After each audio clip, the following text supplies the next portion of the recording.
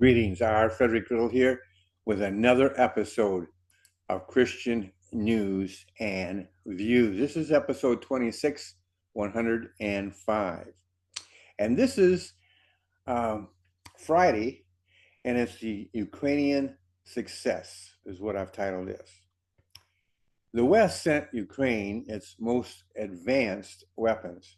The ones everyone bet on flopped. And the one winning the war, Ukraine built itself. One of the clearer lessons from the ongoing war in Ukraine is that there is probably no single weapon or weapon system from the West that can fundamentally change the battlefield dynamic on its own. This is the beginning of a very interesting article, and it's still more to come here, but I just think it's very interesting. Nearly all the previously hyped wonder weapons or anticipated silver bullets have run into the reality that Ukraine and Russia are locked in a large-scale industrial war in which adaptation happens quickly, and neither side enjoys uncontested air superiority. But with those caveats aside, some systems given to Ukraine have indeed mattered a great deal, while a few have been less revolutionary than first anticipated. Perhaps the most obvious example of a Western system that exerted a clear influence on the battlefield was the M142 HIMARS, a long-range mobile multiple rocket launcher. When HIMARS arrived in Ukraine in 2022, Russian logistics were relatively static and centralized, and therefore highly vulnerable. HIMARS gave Ukraine the ability to strike ammunition depots, fuel dumps, command nodes, bridges, and other vital locations well behind the front lines with a level of precision that was difficult to counter at first. Russian ammunition depots in particular exploded with surprising frequency. HIMARS, an American system, helped set the conditions that facilitated Ukraine's initially highly successful counteroffensive, which culminated with the liberation of Kherson in the south and drove Russian forces eastward. In other words, back towards Russia. The success enjoyed by Ukrainian HIMARS artillerymen was not simply the launch system itself. When HIMARS arrived on the battlefield, Ukraine had the intelligence support necessary to identify high priority targets, aided in large part by Western surveillance and reconnaissance. Russia would adapt by moving depots further behind the front and dispersing supply dumps more widely.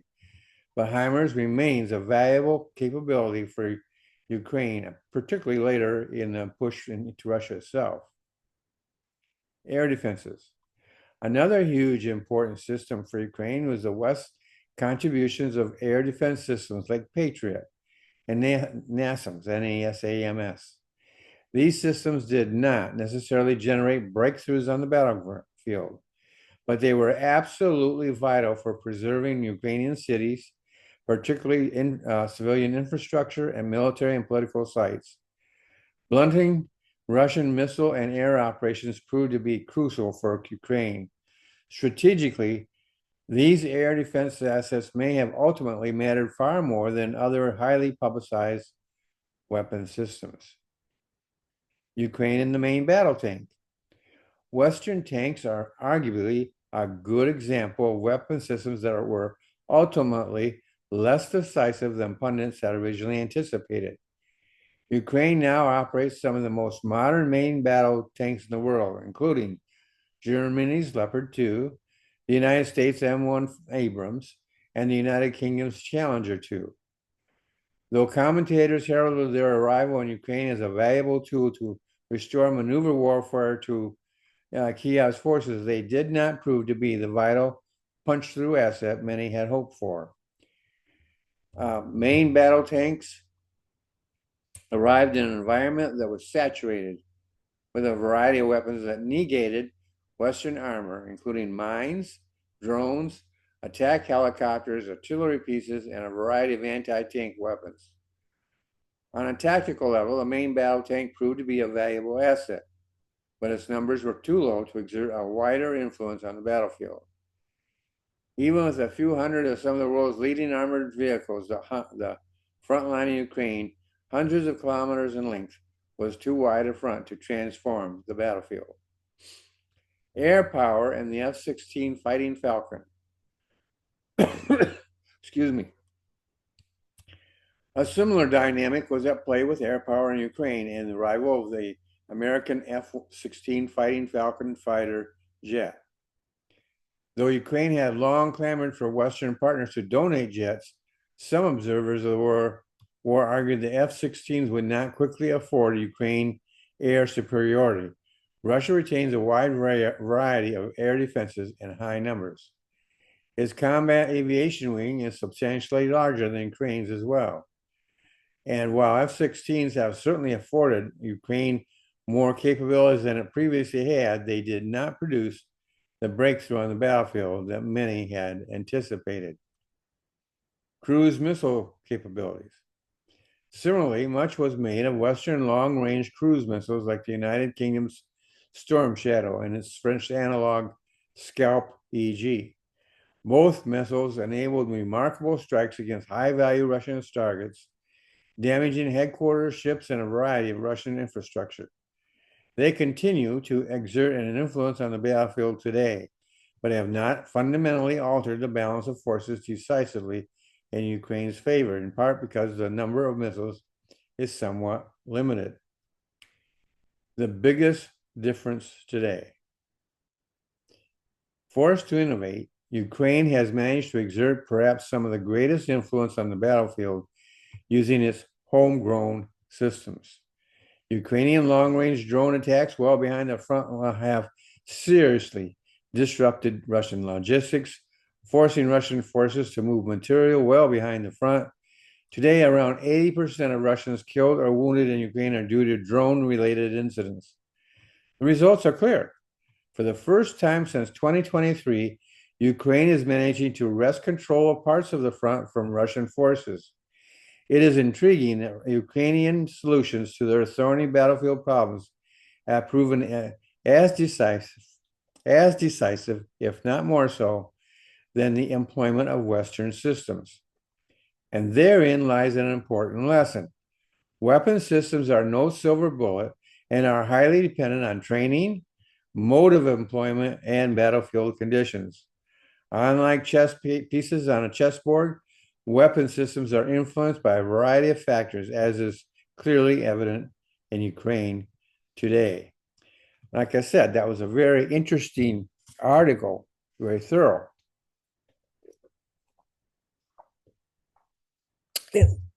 If my memory serves me right, I have pointed out in the past that Ukraine has been very creative in solving battlefield obstacles. I may not have gone into any definitive examination, but here I will a little bit, and this article certainly did. Namely, it proves that Ukraine is using its own initiative to create weapons and strategies that have undercut Russia's numerical supremacy. In the past, I believe I have heralded a stalemate that has left Ukraine in a stronger position. I'm going to go a little bit further now. While Ukraine may not be able to throw off completely the Russian bear, it has clearly taken the war to the Russian people, who don't like that at all and are complaining to their government about it. Ukraine, in my opinion, has so strengthened their positions all across the front that though Putin and his cohorts may deny that fact, they are forced to at least privately see the truth. They're not winning the war. If they want to secure the gains they have made, they need to settle the war quickly. And they must realize they cannot do so militarily. So they're going to have to, they're going to have to use their imagination and come up with an offer. And I'm going to get into what I think should happen here in a moment. Moreover, Western powers, including the United States, while still having a large say in matters, must also realize that the Ukraine is able to not only defend itself, but has a homegrown defense industry that has already turned the tide and can only get stronger and better. And so that makes them a little bit more independent from all the leaders, including the United States. As for the Ukraine leadership, they can proudly take a lot of the credit for the changed war front, but they also must be willing to negotiate. I recently reported on the North-South Korean solution and how that could lead to a strong, wealthy, and free Ukraine. If these three groups can see the facts clearly as it affects them, then I think a ceasefire rather than a peace agreement could work for all parties.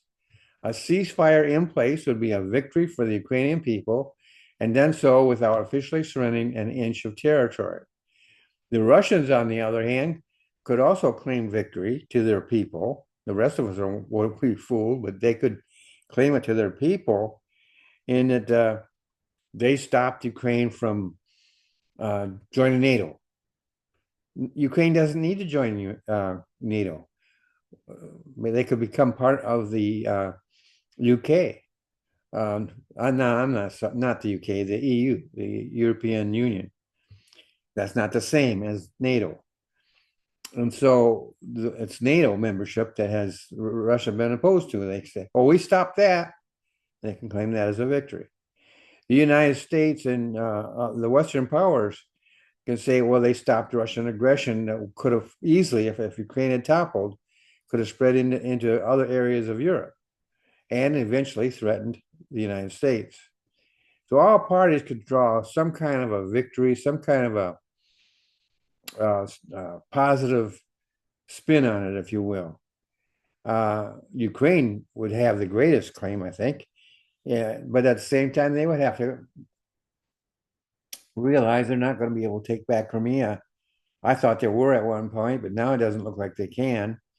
It just you have a force that is planted right there, and minefields and everything else, and that's what stopped the Ukrainians in the past from getting into Ukraine. It looked like they were on the march, going to go in, and then they just got stopped.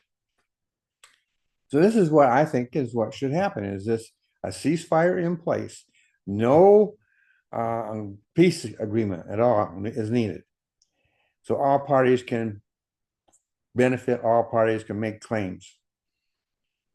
It's patterned after the North Korean and South Korean ceasefire, or armistice is what they call it. And so South Korea today is a very strong, powerful, economically as well as militarily nation. Up north, you have an impoverished nation with a lot of weapons, including nuclear, I think. Yeah, they have nuclear weapons. They don't have the means for delivery yet, but they do have the technology for the nuclear warheads, I do believe. So this comes down to, what do you think? In the end, that's for those of us who are not in government, we have to come up with our own conclusions. This has been mine. Well, you might have a different conclusion. I'd be interested in hearing what your conclusion is. And as always, I point you to the commentaries, or commentary section rather, and give a comment. Do you agree with me? Do you agree with somebody else? Do you think the Ukrainians are winning or losing? Russia winning or losing? Or what do you think is going on?